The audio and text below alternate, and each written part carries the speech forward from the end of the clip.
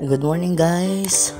Puntahan ko ngayon si wife sa trabaho niya. Pero bago ang lahat, daan muna tayo ng Jollibee para naman bigyan natin siya ng pasalubong. So naka-order na po tayo at yan naglalakad po tayo dito po sa OCNHS. Nandyan pa po tayo sa labas at papasok po tayo sa loob. So guys, susurpresahin ko po siya ngayon. Hindi niya po alam ito. Kasi wala lang, natuwa tayo at deserve niya talaga. Ito po ang office niya, SBM. Ayun po siya oh.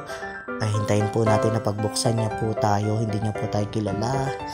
Ayan na, nakangiti. Ibig sabihin, nakita na tayo. Oh, laki lang ngiti. So guys, dito siya nagtatrabaho. Ayan, pinapakita na natin sa kanya yung ating bitbit pero parang hindi niya pinapansin. Oh, Joy. Susunod. Babayaran ko na lang. Bayaran mo na lang. Babayaran ko na lang. Hello.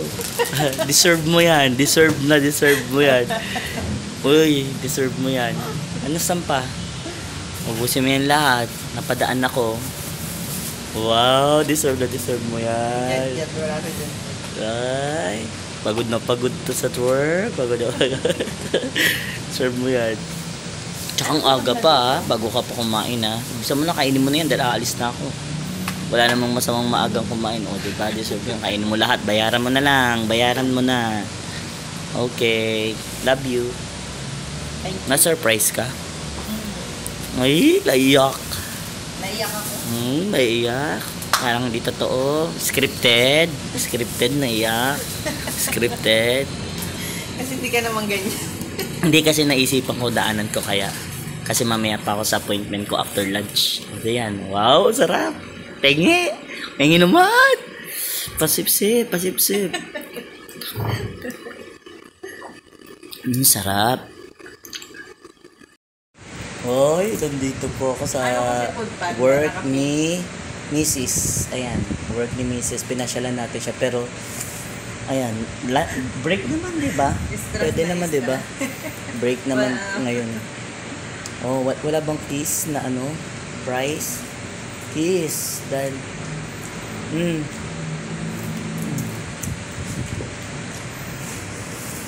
you. Bye-bye. Okay. Kain muna.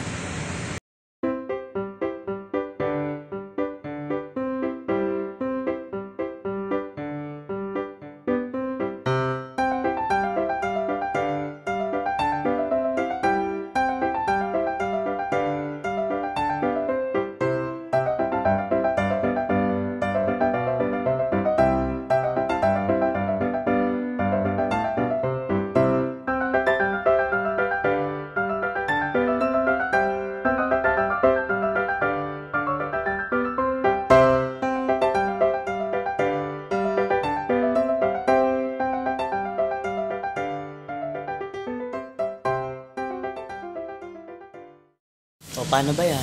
Aalis na ako. Alis na ako. O, sunduin na lang kita mamaya. Chat mo na lang. Bye-bye. Bye-bye.